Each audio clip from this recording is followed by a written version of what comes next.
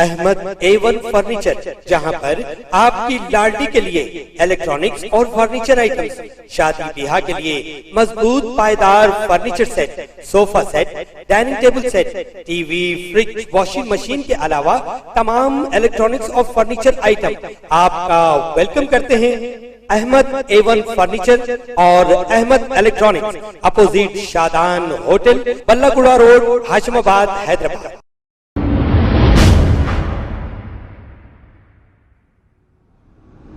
अस्सलाम वालेकुम नाजरीन, मैं हूं मोहम्मद अब्दुल हकीम। 7H न्यूज़ में आपका इस्तकबाल है। West zone DCP Joel Davis, IPS zonal commissioner Ravi Kiran और इंस्पेक्टर गोलकुंडा की चंद्रशेखर रेड्डी और दीगर स्टाफ ने आने वाली ईद उल अजहा और बोनाल के फेस्टिवल के पेश नज़र किए गए इंतजामात का जायज़ा लिया और बोनाल जुलूस की रोड का दौरा किया और आवाम से पुरअमन तरीके से ईद उल अजहा और बोनाल मनाने का मशवरा दिया। आइए देखते हैं 7H न्यूज़ की ये रिपोर्ट। चैनल को लाइक करें, शेयर करें और सब्सक्राइब करना ना भूलें।